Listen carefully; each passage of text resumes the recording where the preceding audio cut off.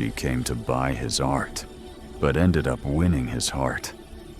He's a genius glassblower who despises commerce. She's an ambitious curator from the big city. Subscribe to my channel and like to receive more interesting stories. The heat in Leo's glass-blowing studio was a physical presence, a thick, shimmering wall that hit Alara the moment she stepped inside. She was a curator from a sleek metropolitan gallery, sent to secure pieces for a high-profile exhibition titled Modern Artifacts. Leo was the artifact himself, a man whose hands shaped molten crystal into fragile dreams, his forearms scarred with old burns. Her proposal was straightforward: an exclusive contract, a hefty advance, national exposure. His response was a short, sharp laugh. "I don't do exclusives," he said, not looking up from the glowing orb of glass he was turning at the end of a blowpipe. "And I don't need exposure. My work speaks for itself to those who know how to listen." Alara, used to artists fawning over her offers, was thrown. "This could be your breakthrough." "I had my breakthrough," he retorted, finally meeting her eyes, their intensity matching the furnace's fire. "When I realized I answer to the glass, not to a market." Subscribe to my channel and like to receive more interesting stories. Their negotiations were a battle of wills. She presented spreadsheets.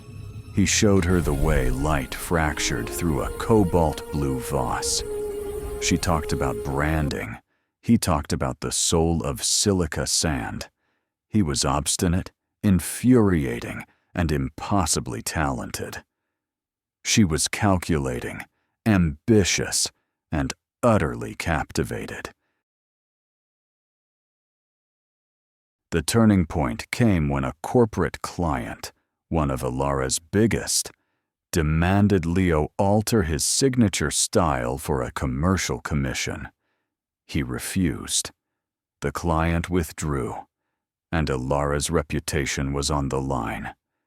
Furious, she confronted him in his studio.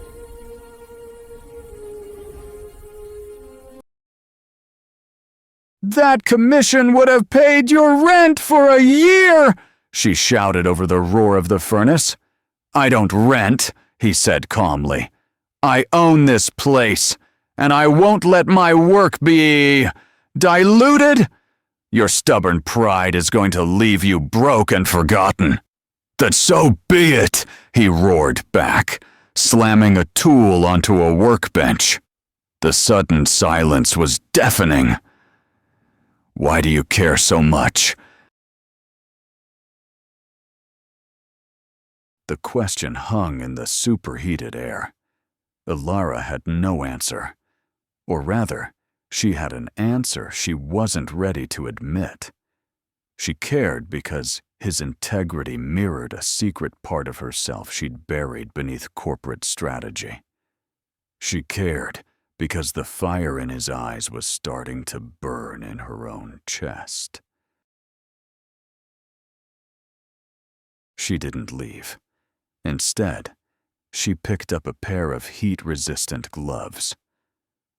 "Show me," she said, her voice quiet. "Show me why it matters so much." He did. He guided her hands, teaching her to gather a gather of molten glass from the furnace. The heat was terrifying, the material alive and rebellious in her grasp. She was clumsy, her creation a lopsided, lumpy thing, but he watched her with a new, unreadable expression. In that shared, scorching silence, something shifted.